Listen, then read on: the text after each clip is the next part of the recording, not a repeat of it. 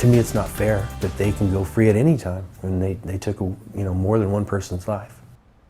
His brother was murdered by a crazy couple that thought he was a witch. And now that Santee man is fighting to keep one of the killers from getting early parole. And new at 5:30, 10 News reporter Craig Herrera found out why the victim's final words still haunt his brother.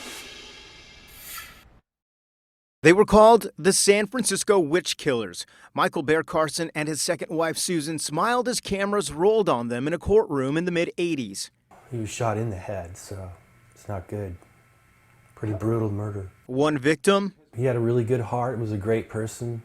Danny Helyar's older brother, John Helyar. I feel like I got robbed of a relationship with him because his life was taken so soon.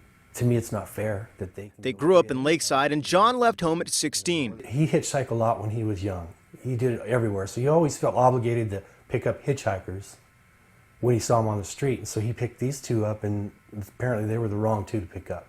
Then, 30 years old, John was stabbed and shot on the side of the road in Napa Valley, all because the Carsons thought he was a witch. They got my brother's gun that was under his seat, and they shot him. A UPS driver saw it all and called the police. John's last words? Help me, brother. Because my brother knew that I was a UPS driver, so he may have thought that it was me that saw him. So it's kind of touching in that way. The Carsons confessed to one killing at a news conference, saying they had a list of targeted celebrities and political figures, including Johnny Carson and then President Ronald Reagan. They were later convicted of 3 murders and sentenced to 75 years in prison. Last summer, Michael Carson was up for parole. He waived his right for another hearing until 2020. This is the official notice of hearing.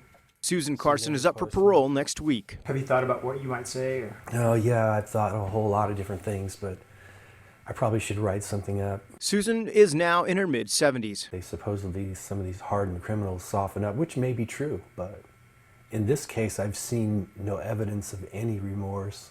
In Santee. Why would there be any reason why she should be released? It's beyond me. Craig Herrera, 10 News. And that parole hearing will happen December the 2nd in Northern California. Helyar plans to go with his wife. They expect other victims' family members to join them as well. And that includes Susan Carson's stepdaughter, who has fought to keep both convicted killers in prison.